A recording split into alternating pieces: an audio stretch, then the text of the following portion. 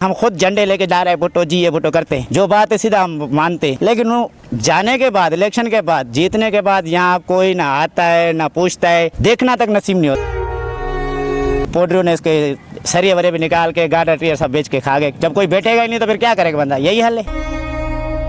अच्छा, ये जो डिस्पेंसरी है जो अभी बिल्कुल खस्ता हाल है, तो ये आपने कब से ऐसी देखी है और यहाँ पर कभी डॉक्टर या नर्सेस या आपने कभी इलाज होता हुआ देखा है? सबसे पहले तो अस्सलाम वालेकुम सर। तकरीबन 20 से 22 साल हमारी उम्र होगी, शायद कम होगी, लेकिन जब से हम यहाँ बुधनीगुड़ में आए हैं ना इस इलाके में, तब से हमने यहाँ पे ना कोई अब आज तक तो हमें ये भी नहीं पता कि ये हॉस्पिटल है या स्कूल है, ये क्या चीज़ है। ना कभी यहाँ हमने डॉक्टर देखा है, ना कभी पेशेंट को आते देखा है।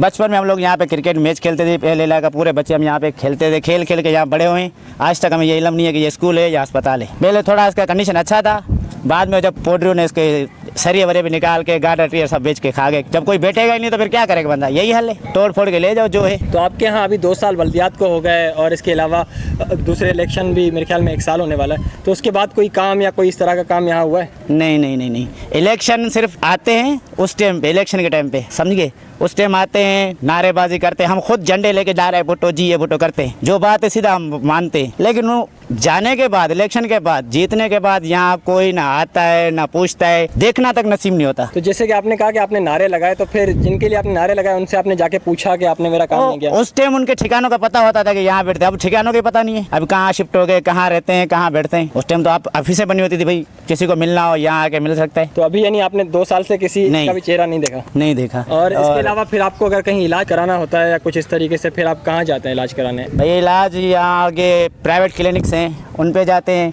और इसके अलावा मालीपुर में 24 अस्पताल, वहाँ जाना पड़ता है। यहाँ पहले इलाके में तो कोई गवर्नमेंट में कोई सहूलत नहीं है। और अगर कोई बड़ा मसला है, बड़ी बीमारी है, या मिसाल डिलीवरी केस है, उसके लिए तो हमें फिर सेवल वगैरह जाना पड़ता है। और रोड का कंडीशन अल्लाह माफ़ करे, आपने भी देखा होगा कितना ट्रैफिक जाम होता है इस ट्रेलर्स की वजह से।